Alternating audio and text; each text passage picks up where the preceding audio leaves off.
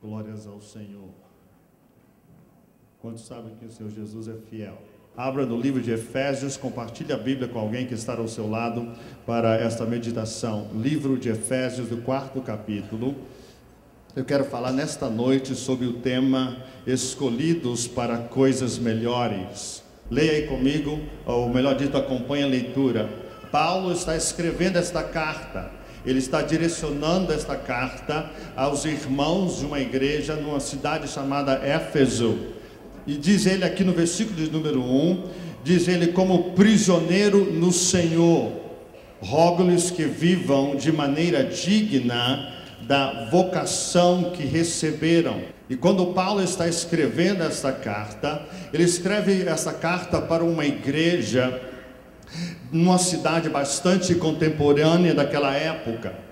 A igreja de Éfeso era uma igreja que tinha todo tipo de experiência, particularmente experiências, por exemplo, as pessoas que viviam em Éfeso tinham muitas experiências com o ocultismo. Por exemplo, se você abrir o livro de Atos, capítulo de número 19, se você quiser anotar ou acompanhar a leitura, você pode fazer. Quando Paulo está visitando esta cidade, e ele ministra na sua terceira viagem missionária na cidade de Éfeso, capítulo 19 de Atos, o versículo de número 17 diz, no versículo 11 diz que quando Paulo estava ali ministrando, isso é, pregando o evangelho, ensinando a palavra de Deus, veja os tipos de experiências que ocorriam dentro da cidade de Éfeso.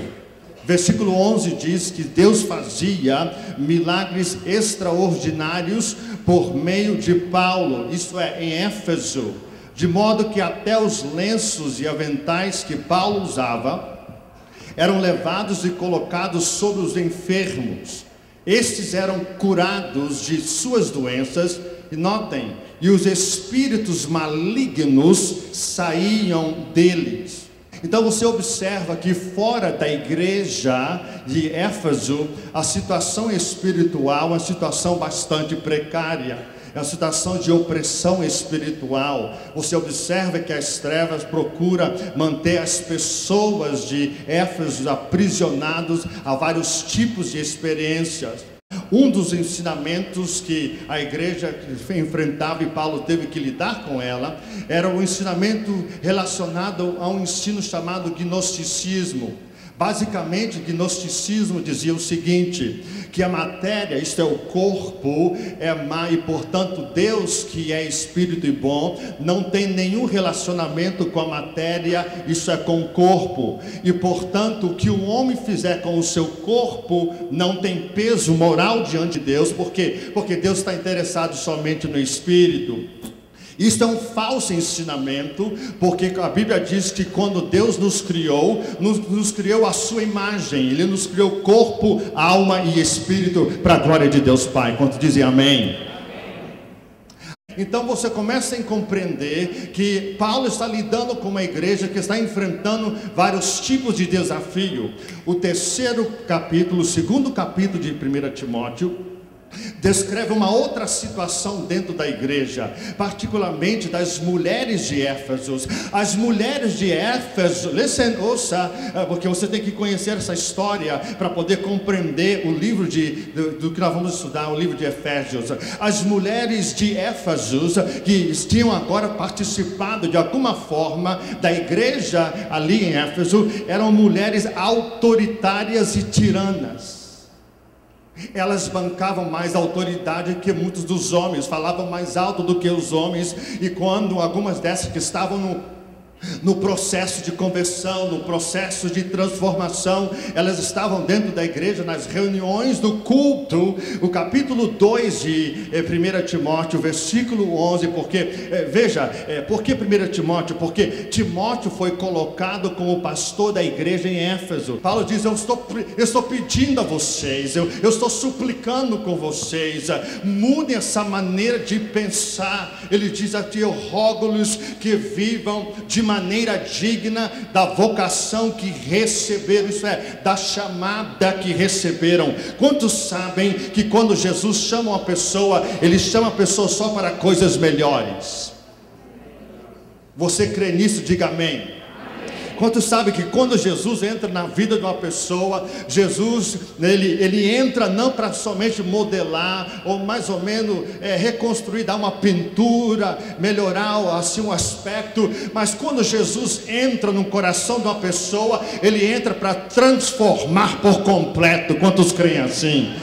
Nós não precisamos de religião, porque os judeus falsos já estavam dentro da igreja de Éfeso, tentando influenciar as pessoas, sem poder, com a mensagem sem graça, com a mensagem sem vida, com a mensagem sem autoridade, que não impactava a vida de nenhuma pessoa. E Paulo diz: vocês não podem deixar essas pessoas assumir posição dentro da igreja. E eu, Paulo, coloco você, pastor Timóteo, responsável pela direção espiritual e doutrinária de ensino nesta igreja. São 6 capítulos que você encontra quando ele escreve esta carta, para dar orientação à igreja de Éfeso. Por quê? Porque fora da igreja de Éfeso, qual era o problema? Dentro nós já sabemos. Fora, qual era o tipo de problema? Qual era a experiência?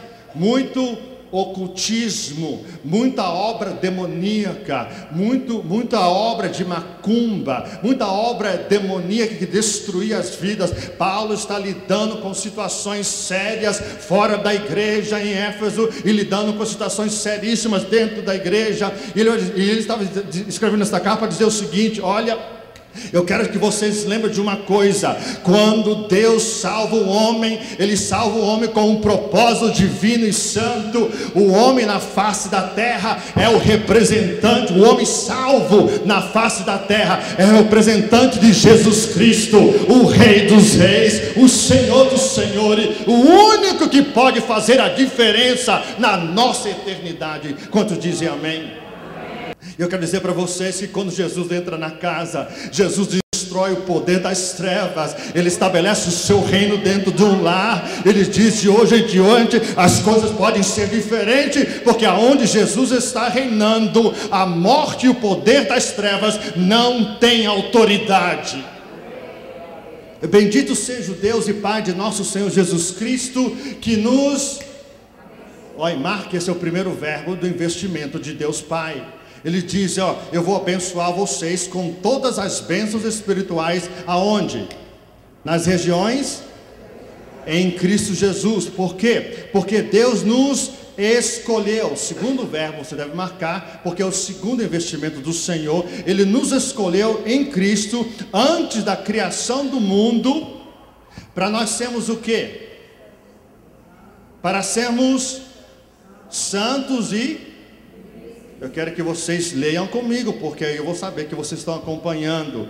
Sabe o que significa a palavra santo aqui? Moralmente puros. A Bíblia diz que Ele fez um grande investimento para a sua vida. Ele enviou o seu Espírito. Jesus derrama o seu sangue como para pagar o juízo que você deveria sofrer. Jesus morre no meu lugar, no seu lugar. Jesus purifica a nossa consciência. Jesus te dá o direito de ser chamado filho de Deus. E Jesus te capacita a você viver os mandamentos do reino. Sabe por que alguns de vocês...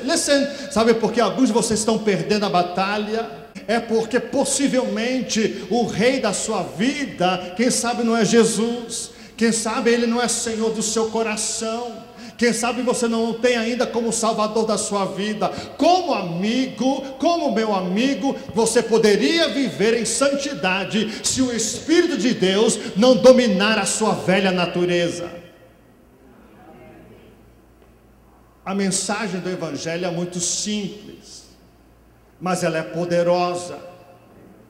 E a Bíblia ensina que se você se apoderar das coisas de Deus, isso é, do investimento que Ele faz, se você segurar o sustento para a sua vida que Ele te oferece, que é ter uma vida... O capítulo 5 deste livro de Efésios, não tem mais tempo, mas o capítulo 5, versículo 18, diz assim: ei, sim, papai, fala papai, sim meu filho, olha, deixem-se encher do Espírito de Deus. Por quê? Porque papai dentro de alguns versículos, vai dizer: esposas, sejam submissas aos seus esposos. Maridos, amem as suas esposas. Salvos, sejam submissos uns aos outros como ao Senhor. E eu quero dizer para você nesta noite, que se você considerar Jesus ser o seu Senhor, o seu Salvador, o Rei da sua vida, Ele vai fazer isso por você. Você não precisa viver em peso de culpa. Você pode ser uma pessoa que a Bíblia chama de santo, alguém que a Bíblia chama de irrepreensível. Nenhum histórico de culpa do passado, de erro. Sabe por quê? Porque a Bíblia ensina: o sangue de Jesus Cristo tem poder para nos purificar de toda iniquidade, de todo pecado.